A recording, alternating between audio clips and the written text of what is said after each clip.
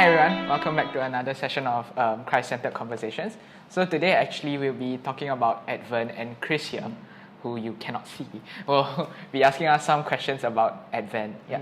Yes. So, Garrett and Gregory, since we are reaching the season of Advent, who are some of the biblical characters that you all tend to resonate with in the Advent narrative?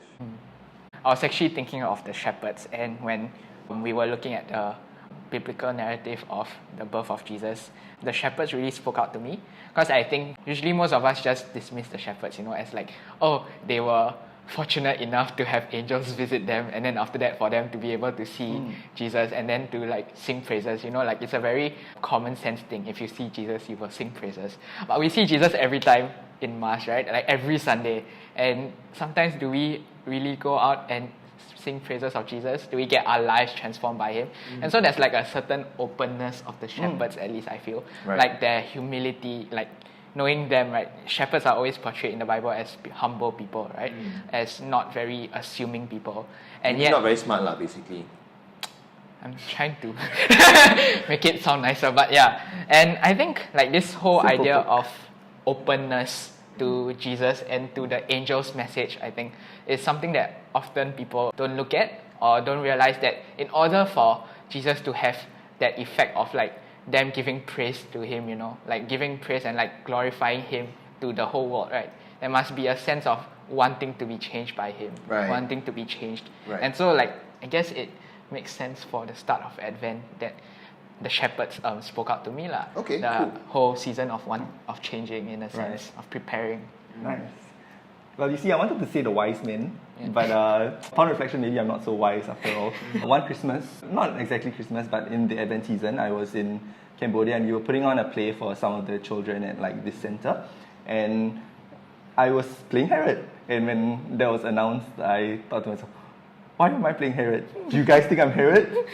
But upon reflection, I think, Advent is a time to see where we are like a bit like we have like these kind of negative qualities that Herod embodies, right? Like he's lazy, he doesn't go out to see the star himself. He's very vain. He's very paranoid about like people threatening his power. Is it also all that you're saying sounds like Gregory lah? Are you sure? Greg's a stand-up guy. Slightly vain, slightly paranoid. You're making good use of this Advent season. To change myself, right? Yes. From Herod to shepherd. Yeah. So I think I've realized that Advent is a time of like a deep reflection. It's a time of waiting, right? It's the Advent, the coming of the Lord. And before the Lord comes, I think it's good to take stock of where we've been, where the year has led us, so that we can really rejoice in His coming in that sense. Cool. So those were the characters that you resonate very much with. Is there a particular character that you feel very strongly about, whether positively or negatively?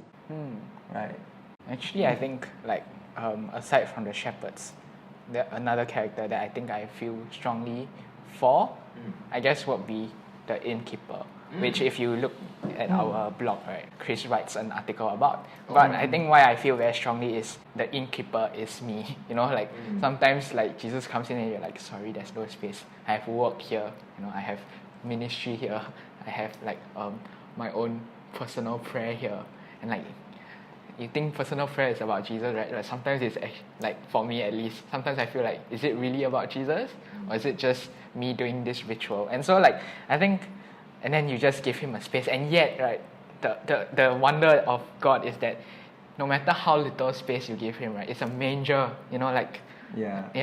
how little space, He brings glory to that space, and then He makes it bigger, and like, you see shepherds, wise men visiting that inn. If I were an innkeeper, I'd be like, all these people visiting me. But yeah, he brings, manger. Yeah. And like from a single manger, right, the Savior of the world was born, and He just amplifies the face. So I felt very strongly with the innkeeper lah. It doesn't take a big space, a grand space, but it takes small steps. You open a manger, and once Jesus comes into our hearts, I realize that you need to open more spaces to Him, more and more and more. But it starts always with that small space first. Right. Okay. Cool. Yeah, for me, I made a joke about the wise men just now, but I always was fascinated by these three guys who set out like from three different lands to really follow this star wherever it may lead to seek out this savior that was promised.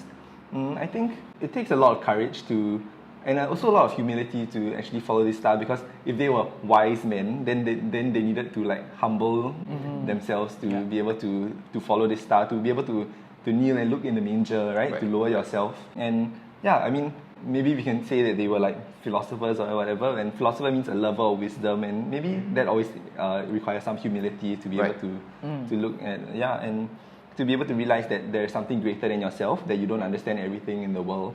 And and the mystery of Christmas, of Jesus, of the incarnation is something really beyond all of us, right? And I think that's a good lesson for me, I think. Very, very well said, Garrett. So basically what you were sharing also is that the wise men needed to have faith, right? And faith and humility tends to come together in that way. So thank you so much, guys, for sharing your Advent narratives and Advent stories with us. Of course, if you want to read more of Garrett and Gregory's articles, and Chris. yes, and mine, you can refer to our website. And we'll have a whole list of Advent things there. Yeah, Advent month. Advent month. Bye.